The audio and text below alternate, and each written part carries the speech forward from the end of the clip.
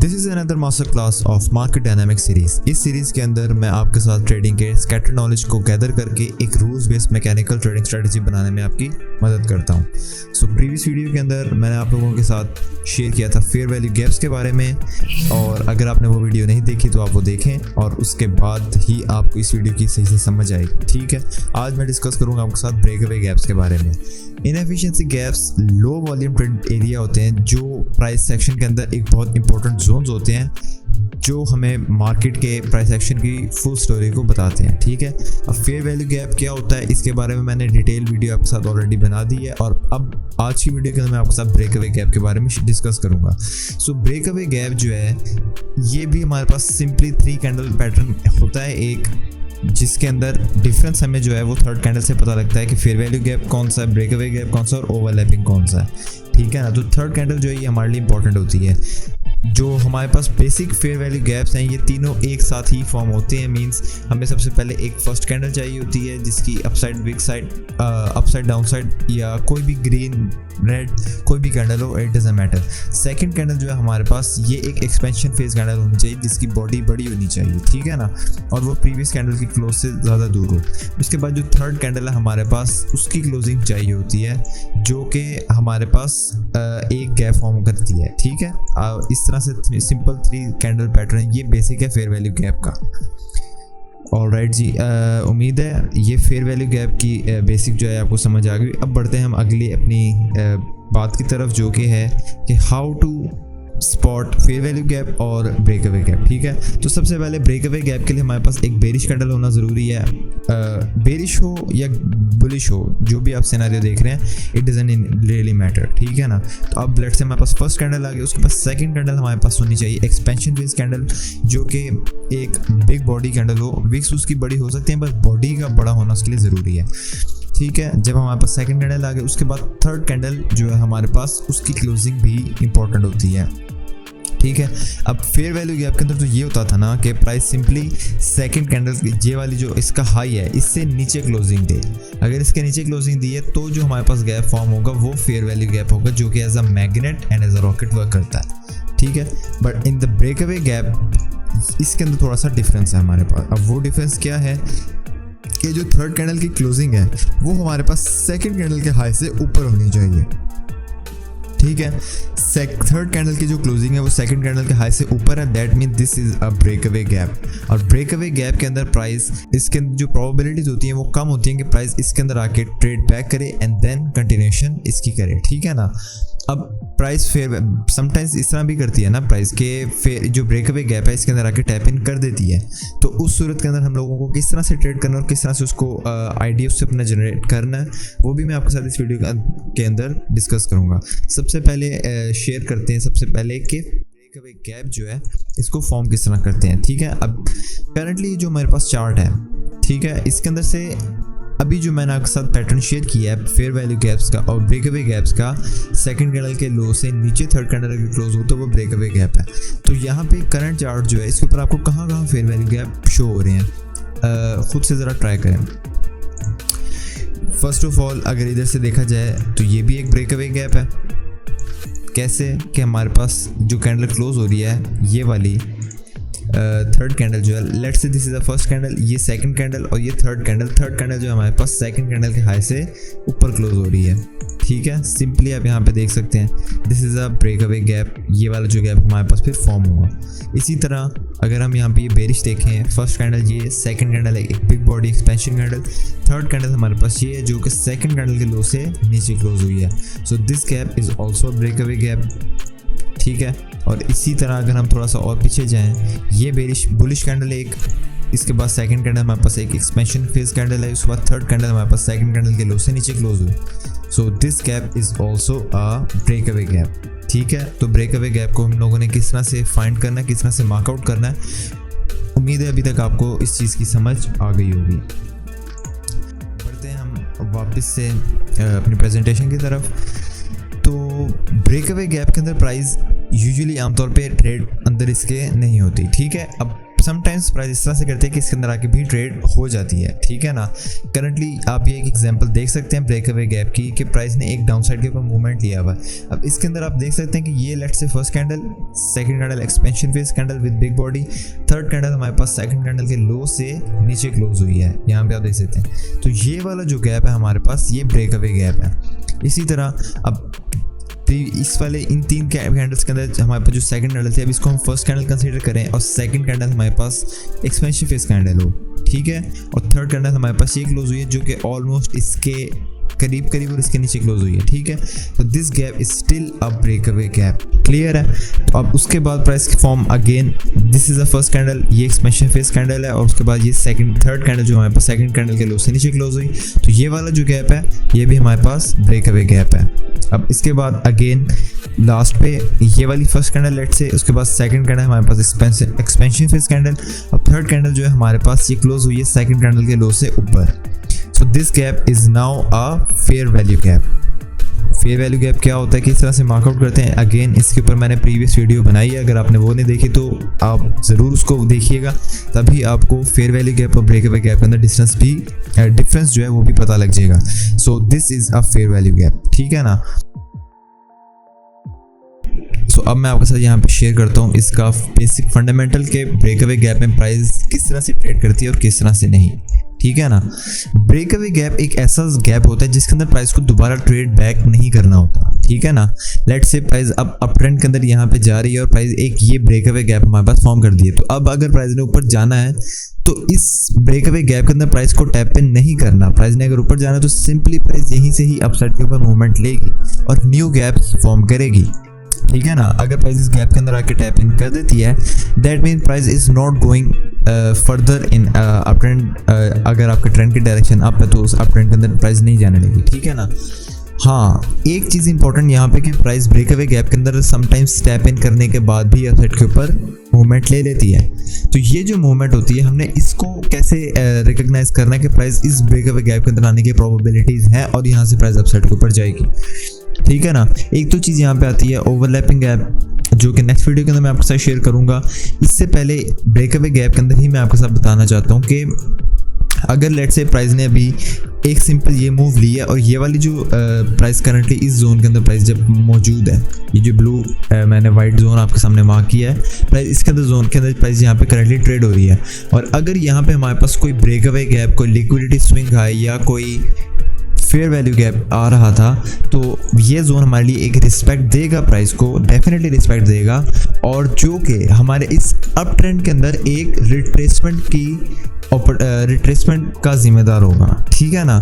Means ये कि price इस जोन तक अप ट्रेंड के अंदर गई और यहाँ से रिजेक्शन लेने के बाद एक रिट्रेसमेंट दी जो कि इस अप ट्रेंड के अंदर रिट्रेसमेंट, एंड देन प्राइस इस ब्रेकअवे गैप से, या अगर यहाँ पे फेयर वैल्यू गैप है, सिंपली अगर यहाँ पे ब्रेकअवे गैप है, क्योंकि करंट वीडियो जो है ये ब्रेकअवे गैप के ऊपर है, अगर सिंपली यहाँ पे ब्रेकअवे गैप है तो प्राइस यहाँ से एक रिट्रेसमेंट को अपने लेगी और अपने ट्रेंड को कंटिन्यू रखेगी, ठीक है। दैट मीन्स क्लियर यहाँ से ये बात हुई कि अगर प्राइस ब्रेकअवे गैप फॉर्म करती है इसके अंदर प्रोबेबिलिटीज़ आने की बहुत कम है जब तक प्राइस किसी जोन से रिजेक्ट नहीं हो रही।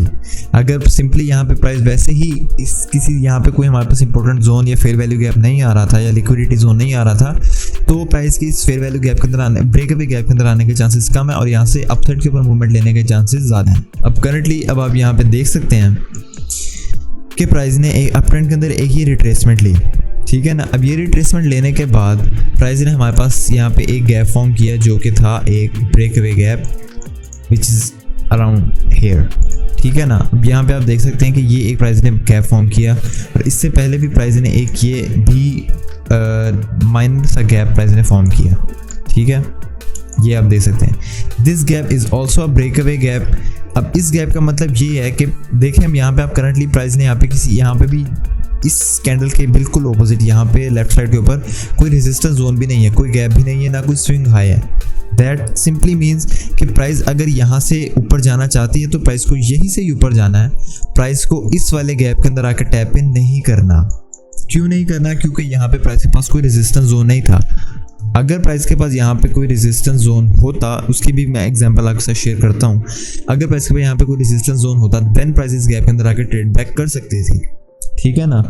अब यहाँ पे अगेन आप देख सकते हैं प्राइस ने बाय की ट्रेड को यहीं से ही सिंपली एग्जीक्यूट किया, रिट्रेसमेंट की भी प्राइस ने जहमत नहीं की। अब उसके बाद एक और प्राइस ने इस वाले रेजिस्टेंस को सिंपली ब्रेक करके एक गैप यहाँ पे फॉर्म कर दिया। अब ये वाला जो गैप है ये still a breakaway gap है। दैट मीन्स अगर प्राइस को ऊपर जाना है तो प्राइस सिंपली इस वाली जगह से ऊपर जाएगी, प्राइस इस गैप के अंदर आके ट्रेड बैक नहीं करेगी। अगर प्राइस इस गैप के अंदर आके ट्रेड बैक करती है दैट मीन्स प्राइस अब ऊपर नहीं जाने लगी, ठीक है। तो प्राइस ने अगर यहाँ से ऊपर जाना है तो इस प्राइस ब्रेक अवे गैप के अंदर आके टैप इन नहीं करती, इट इज़ सिंपल। अब यहाँ पे आप देख सकते हैं कि प्राइस ने उसके बाद हमारे पास यहाँ पे जो फॉर्म किया गैप वो फेयर वैल्यू गैप था। फेयर वैल्यू गैप कैसे कि प्राइस ने जो let's say this is first candle, second candle and third candle जो है हमारे पास वो सेकंड कैंडल के हाई से नीचे क्लोज हुई है। This is a fair value gap, ठीक है। तो अगर आपने ब्रेक अवे गैप के मुताबिक यहाँ से ट्रेड एग्जीक्यूट की है तो आपका स्टॉप लॉस इस वाले लो के नीचे होगा, इस वाले के नीचे नहीं। इस वाले के नीचे क्यों होगा? क्योंकि प्राइस ने यहाँ पे हमारे पास जो गैप फॉर्म किया है वो ये ब्रेक अवे गैप है और इस गैप के अंदर आने के प्राइस के चांसेस नहीं है। अगर प्राइस इस गैप के अंदर आती है दैट मीन्स प्राइस ने अपसाइड के ऊपर नहीं जाना। So this gap is our clear indication of invalidation, ठीक है ना, कि ये हमारा स्टॉप लॉस जोन होगा। अब ये वाला जो जोन है यहाँ पे जब प्राइस ने break fair value gap form किया जो कि ये वाला है, तो अगर आप यहाँ पे लेट से बाय कर रहे हैं तो आपका स्टॉप लॉस इस वाले लो के नीचे नहीं होगा बल्कि उससे नीचे वाले की होगा। अब यहाँ पे प्राइस का आपका स्टॉप लॉस क्यों नहीं होगा? Because this is a fair value gap और fair value gap works as a magnet and as a rocket. अब इस केस के अंदर इसने यहाँ पे एज अ मैग्नेट नहीं वर्क किया और सिंपली प्राइस बस रॉकेट की तरह अपसाइड के ऊपर ही गई है। ऑलराइट, अब इस तरह से हमारा जो स्टॉप लॉस प्लेसमेंट जो है ये गैप्स को देखते हुए भी और ट्रेंड की कंटिन्यूएशन के थ्रू भी मार्कआउट होता है। अब यहाँ पे मैं आपके साथ शेयर करता हूँ कि sometimes price breakaway gaps के अंदर आती है और वहाँ से रिजेक्शन लेके फिर चली जाती है, ठीक है ना।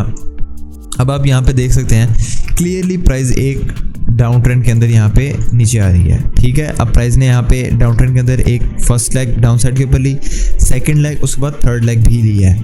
अब यहाँ पे आप देख सकते हैं इस रिट्रेसमेंट के वक्त प्राइस ने वापस से हमारे पास ये एक गैप फॉर्म किया। अब ये गैप हमारे पास कौन सा गैप है?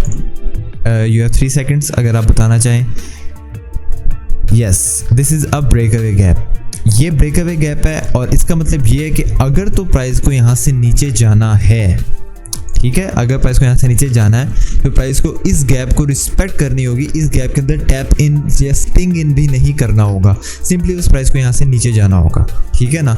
जो कि प्राइस के इन दी एंड आप देख सकते हैं कि प्राइस ने यहाँ पे किया, इस गैप को प्राइस ने फ्रंट रन किया और प्राइस ने न्यू लो को फॉर्म किया। अब यहाँ पे आपके लिए एक इम्पॉर्टेंट बात जो मैं आपके साथ यहाँ पे शेयर करना चाहता हूँ कि ये जो ब्रेक अवे गैप है ये हमारे लिए as a magnet work as a rejection zone work करेगा, ठीक है ना। कैसे?